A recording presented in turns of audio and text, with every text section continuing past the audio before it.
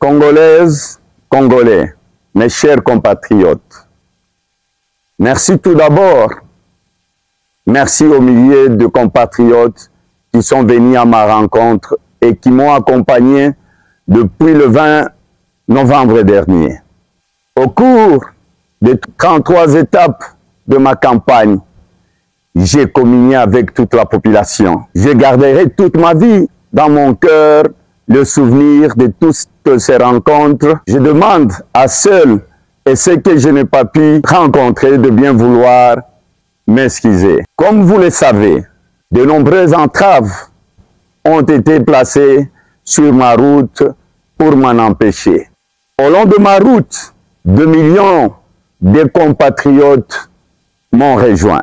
D'autres ont perdu la vie ou ont été molestés, frappés, torturés pour m'avoir apporté leur soutien. Je pense à Maître Dido Kakisingi, sauvagement lapidé à Kindu, Anzé Serge, jeune homme de notre parti, sauvagement assassiné par les forces du progrès lors d'une caravane organisée à Kinshasa vers le marché Bayaka. Pensée spéciale pour mon ami Chéribin Okende, dont les assassins courent toujours le riz. La liberté n'a pas de prix. Salomon Idi Kalonda et l'honorable Mike Mukebai croupissent toujours en prison. Le seul crime qui peut être imputé à ces prisonniers politiques est de réclamer le changement.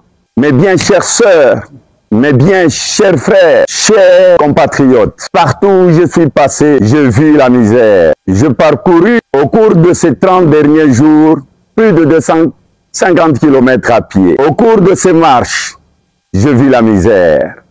J'ai entendu vos appels de détresse. Sans eau, sans électricité, sans espoir de trouver un emploi, livré à lui-même, le Congolais est réduit à une vie de précarité et de sacrifice ultime. Pas de maternité, pas de dispensaires, pas d'hôpitaux. Les infrastructures de santé sont totalement délabrées. Les conditions dans lesquelles le personnel médical et paramédical travaillent sont scandaleuses. Soigner est une vocation. Au Congo, c'est devenu un sacerdoce. Tant il faut du courage, de l'abnégation et le sens du renoncement pour se mettre au service de malades. Et pourtant, lors de longues marches que j'ai effectuées au milieu de la population et dans tout le grand meeting, je vis dans les yeux de mes compatriotes briller la flamme d'espoir.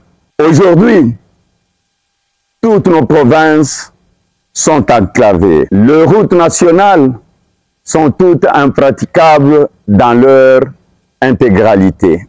De Goma à Beni jusqu'à Bukavu, de Kisangani à Buta, de Bunia à Isiro, de Kananga à Mbujimai, de Lisala à Zongo, de Lisala à Gemena, de Kalemi à Lubumbashi, de Bukavu à Kamituga, de Kisangani à Isiro. Le voyage est devenu une aventure périlleuse. Je salue le courage des transporteurs, de camionneurs, de leurs passagers qui bravent le danger pour survivre. Le réseau routier est à l'abandon. Comme un aveu durant cette campagne, le président candidat ainsi que les alliés, ceux qui devraient rendre compte de l'état des infrastructures routières, ont été obligés de prendre des hélicoptères pour aller devant la population à plusieurs endroits. À chaque décollage, je devine le désarroi de la population abandonnée à son triste sort dans les territoires totalement enclavés, le regard tourné vers le ciel, vers les hélicoptères dont le coût de location aurait pu contribuer à la construction de toutes les routes nationales. Au Congo, la vie quotidienne est devenue un enfer.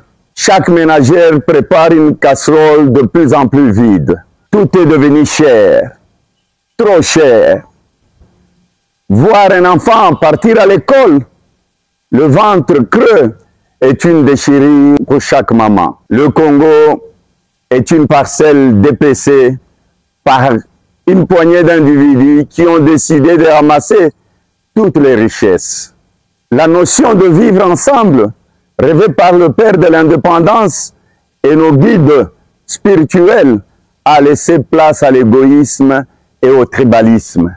C'est la seule raison qui permette de comprendre qu'il faille à un enseignant ou à un policier 200 mois de travail, plus de 18 ans pour rattraper les salaires d'un député national.